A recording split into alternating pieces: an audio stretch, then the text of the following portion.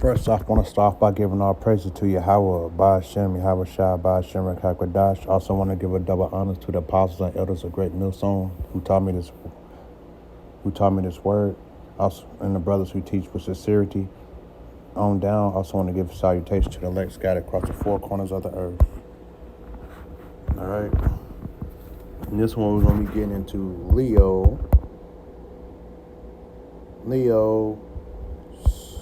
Scipio africanus.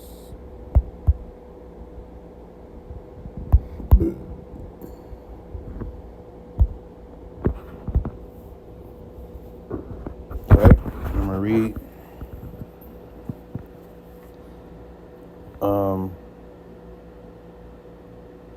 Obadiah 1:5. If thieves come to thee, if robbers by night, how art thou cut off? Would they not have stolen till they had enough? If the grape gatherers come to thee, would they not leave some grapes? And no. All right. What was the other one I was reading before that one?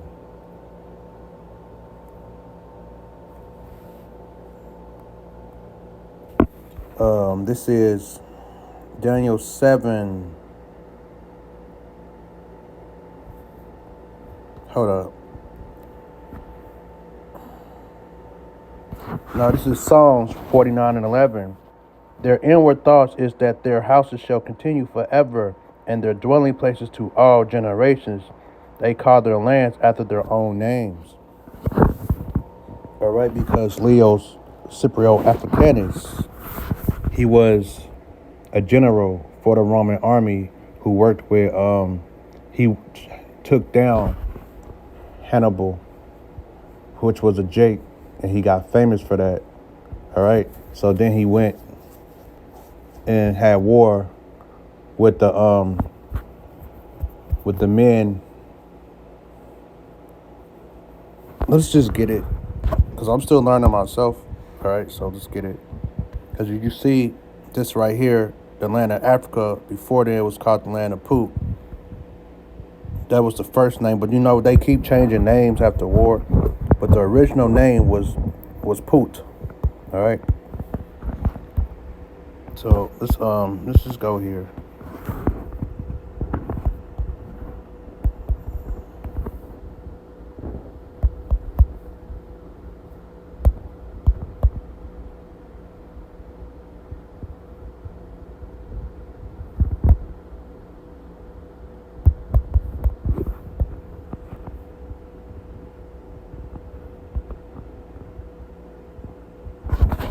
Scipio africanus, 236 to 183 BC before Christ, was a Roman general and statesman who defended Hannibal in the Second Punic War, who was born Publius Cornelius Scipio, but earned the nickname Africanus for his victory in North Africa. Right, so you see he had a victory in North Africa. All right, and that victory, they named him Africanus. Got their nickname, then they named the land Africa after he defeated them. It goes into like these devils like the name.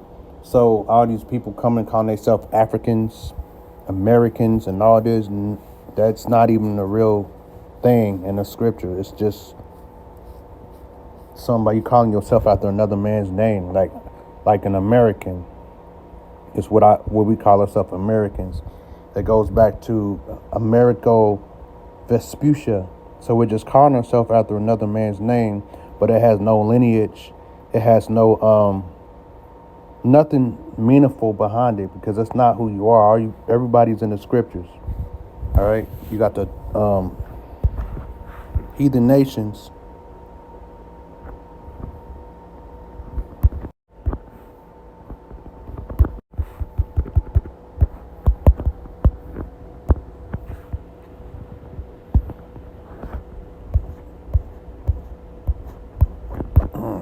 Heathen nation chart. Oh, spelled it wrong, so I get it. This is right here. This is who people are. All right, you got the white man. This is Adawam, Edom. You got Indian, Elam. You got the Syrians, Asher, Ashur. Syrians, Aram, Arabs, Ishmael, China, Moab. Japanese, Ammon. Ethiopians, Cush. Egyptians, Mizraim. North Africans, Put. South Africans, Canaan. Turkey, Gomer, Russians. Magi, Greeks. Javan, Germans. Ashkenazis, Spanish. Tarshish, Cyprus, Kimtim. All right, these is how you read the scriptures. Then when you start applying these names to what you're reading, it makes more sense. But just pretending like everybody's not in there is BS. Pretending like the white man ain't Esau is BS, because that's how you find out the truth. All right.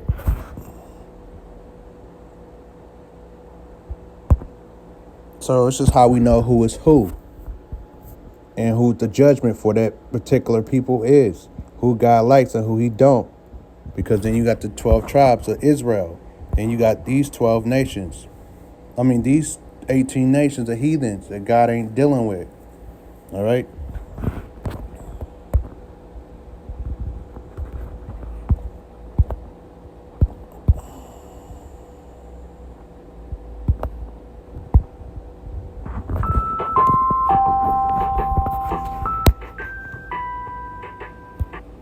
Welcome to History Uncovered, where we delve into the stories and events that have shaped our world. If you're a fan of history and love learning about the people and events that have shaped our world, then be sure to hit that subscribe button below. We release new videos every day, so you'll always have something new to discover. By subscribing, you'll be the first to know when our latest episodes are released, and you'll be supporting us in our mission to bring fascinating stories from the past to a wider audience. If you have ideas of what we should make a video about next, let us know in the comment section. In this episode, we will be discussing one of the most remarkable military commanders in ancient history, Scipio Africanus. Scipio Africanus was born in 236 BC into a prominent Roman family, the Cornelii Scipiones. His father, Publius Cornelius Scipio, was a distinguished general who fought in the First Punic War. Scipio Africanus was named after his father, and he grew up with a strong sense of duty and a desire to follow in his father's footsteps. At the age of 17, Scipio Africanus fought in the Second Punic War, which was a conflict between Rome and Carthage. Carthage was a powerful city-state located in North Africa, and it posed a serious threat to Rome's dominance in the Mediterranean region. In 218 BC, the Carthaginian general Hannibal Barca launched a surprise attack on Rome by crossing the Alps with an army of 50,000 men and a herd of elephants. This was a bold and daring move, and it caught the Romans off guard. Hannibal won several major battles against the Romans, and he even threatened to march on Rome itself. In the midst of this crisis, Scipio Africanus emerged as a brilliant military strategist. He saw that the key to defeating Hannibal was to take the fight to him in North Africa. Scipio convinced the Roman Senate to allow him to lead an army to Carthage, and in 204 BC, he landed in North Africa with an army of 30,000 men. Scipio's campaign in North Africa was a masterclass in military strategy. He won several key battles against the Carthaginians, and he was able to cut off their supply lines and isolate their army. In 202 BC, Scipio faced off against Hannibal in the Battle of Zama, which was one of the most important battles in ancient history. At Zama, Scipio deployed a unique strategy that took advantage of the weaknesses in Hannibal's army. He placed his strongest troops in the center of his line and weaker troops on the flanks. When the battle began, Hannibal's cavalry attacked the Roman flanks, but Scipio's weaker troops held their ground while his stronger troops broke through the center of Hannibal's line. The Battle of Zama was a decisive victory for the Romans, and it marked the end of the Second Punic War. Scipio Africanus was hailed as a hero and given the title Africanus in honor of his victory in North Africa.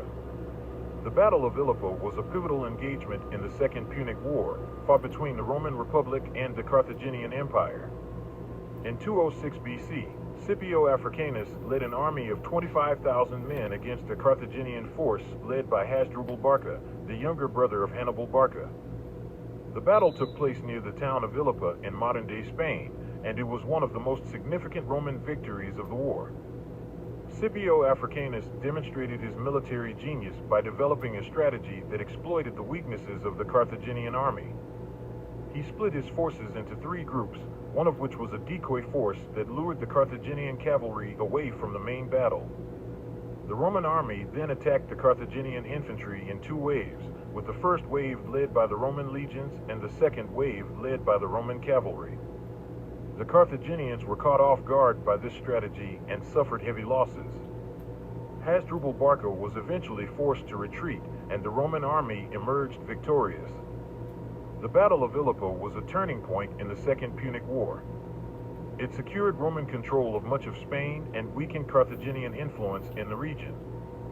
Scipio Africanus emerged as a brilliant military commander and earned the respect and admiration of his troops. His victory at Ilipa was a crucial step towards his ultimate triumph over Hannibal Barca at the Battle of Zama. The Battle of Zama was fought in 202 BC, near the town of Zama Regia in modern-day Tunisia, and it was one of the most significant battles of the Second Punic War. The Roman army, led by Scipio Africanus, faced off against the Carthaginian army, led by the legendary general Hannibal Barca. At the time of the battle, Hannibal had been leading a campaign in Italy for many years, winning several major battles against the Romans. But Scipio had managed to turn the tide of the war by launching a campaign in North Africa and cutting off the Carthaginian supply lines. When the two armies met at Zama, they were fairly evenly matched. The Carthaginian army had a large contingent of elephants, which were used as shock troops to break through the Roman lines.